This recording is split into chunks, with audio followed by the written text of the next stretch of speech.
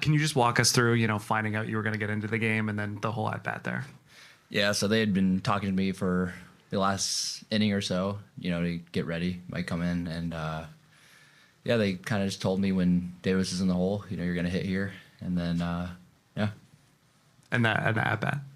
Yeah, obviously they brought in the lefty for me. And I was just trying to put the ball in play, get a run home, hopefully. That was kind of my only goal, and it ended up working out better than that. I was just talking to Max, who's been through basically everything, and just hearing him say, never really felt an inning like that, in the World Series. My vantage point was pretty cool. Nate's at bat to work a walk after being down 0-2.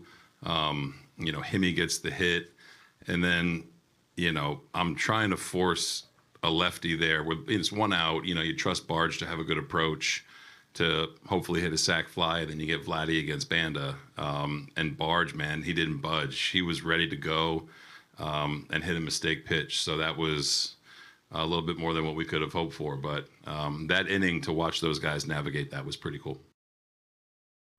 For more on Game 1, we're joined by Andrew Zuber, host of Less Than Jays podcast. Good morning to you, Andrew. Thanks for being with us.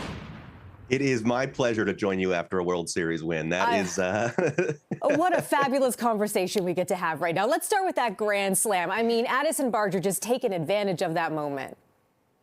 Incredible. When you look at his ascent this year, it's a lefty-lefty matchup. That's supposed to be an advantage for the Dodgers. And as John Schneider said there, that move was made so that Vladimir Guerrero Jr., who was on deck, could have the lefty advantage. But Barger jumped all over it. What a moment. What an inning. What a perfect example of what it's like to face the Blue Jays right now. There is no help anywhere. There is no rest. There is no easy at bat. It's just a really special run and a really special time, and capped off with some history. The first pinch hit grand slam in World Series history. They've been playing the World Series since the beginning of the century. It's older than man-made flight. It's incredible that new things can still happen, but here we are. And I wonder if you think, we see the whole lineup really contributing to the Jays' success. Was this a moment where maybe the pitcher thought, oh, you know what, I could kind of take a bit of a break here. We've got the big bats coming up next. Don't have to worry about this Barger guy. Yeah, I think it's indicative of what's made the team so successful. That Nathan Lucas at bat, for example, you're looking ahead in the lineup and you're saying, oh, we have Springer coming up. We have Vladdy coming up. We have Bichette is in this lineup. We have a lot of things to worry about. Let me just get Nathan Lucas out of the way. Let me just get Barger out of the way. And they just grind you to pieces. They just absolutely relentless. They don't have any real holes in the lineup. There is no easy way. So I think you're exactly right. I think you're looking at that. And if you're the Dodgers and you're saying, lefty advantage, that has not been Barger's strength. You've been brought in just to get this guy out. I just need to make one good pitch to get him.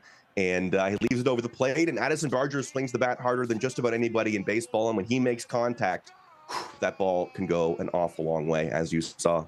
Oh, yeah, a lot of muscle there. Let's talk pitching right now. So Trey Savage, maybe not the strongest start we've seen from him, but, he got that strikeout from Ohtani right off the top. Did that kind of set the tone for the game? Yeah, I think a really nice way to get the crowd into it. It's always going to be nerve-wracking when Ohtani is at bat, especially when the game is still tight, especially to lead things off. He didn't have, as you said, his best stuff. Usually that split finger fastball, that splitter, is his recipe for success. The best one he threw all night was in the first at bat to Ohtani. He really didn't command it the rest of the night. You saw a lot of slider last night, a lot of fastball. He was really erratic, quite a few walks, quite a few base runners, but the key in these spots and in these games is to do just enough to survive. And he got them 80 pitches through 4 innings, only gave up 2 runs, gave them a chance to be present in the 6th inning and have a chance to win this game. So you have to commend him, even if it wasn't the same dominant Trey Savage we saw against the Yankees in the ALDS. He did just enough to keep them in this game. And as we see with this team, all you have to do is give this offense a chance to have the inning that they had, and they can go toe-to-toe with anybody. I know. Once we see that spark, I think it came from Varsho, too, getting that homer. Mm-hmm. We see the Jays really kind of capitalize on those moments. Let's look ahead to tonight. Game 2 going ahead. I wonder how you expect maybe the Dodgers are going to adjust their game based on last night's performance. Yeah, it's a great question. I think you're going to see a team that recognizes they sort of left a lot of opportunities on the table as well. When you talk about Savage's performance, there were quite a few innings where bases loaded and they only got one run, or they had him against the ropes and weren't able to score. If they're able to get that same amount of pressure against Kevin Gosman or whoever comes out of the bullpen today for the Blue Jays, I think they're really going to find it pertinent to do that damage and make the most of those opportunities. This certainly felt yesterday like a breeze through win. It's very rare in the World Series that by the 7th inning you can take the dog for a walk or scroll on your phone and not worry too much about spoilers. I expect them to come back and have a really tight game here in game 2, and when those moments are presenting themselves to sort of make or break the game, then to be really locked in and try to make the most of those opportunities. So it should be another great show tonight. And any insight you can share about the pitching matchup we've got for game 2? Yeah, I mean, Kevin Gosman's been their number one guy. He has been the dude for the Blue Jays. He was their number one starter and the game 1 starter in all the previous series. You saw him come out of the bullpen in game 7. He hasn't been particularly dominant, but he has, similar to what we've seen a lot of the time from this team, kept them in games and done enough to keep them on the ropes. And for Yamamoto on the other side, I mean, this Blue Jays team is so relentless. It's really hard. You look at somebody like Blake Snell, who started game 1. His ERA was below 1. He got a ton of strikeouts. But the Blue Jays just wear pitchers out. They do not chase. They do not swing and miss a whole lot. So it's a little tough to look at what has happened against other teams and put that towards the Blue Jays, because they really are trend breakers. They put a ton of pressure on pitchers to make perfect pitches. The Nathan Lucas walk is a great example. You're up 0-2 in the at-bat. You think all I have to do is make one good pitch, and then he takes a ball and fouls off your best pitch and fouls off your best pitch and takes another ball, and all of a sudden it's 3-2, and you're thinking, what happened?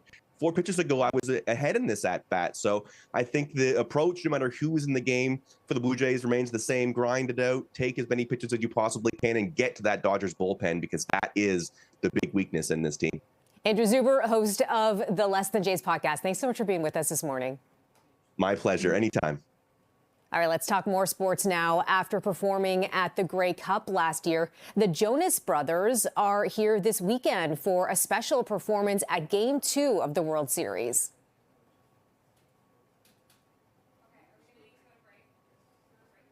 We're going to get to that and more coming up after the break. Thanks for being with us here on CP24. Stick around.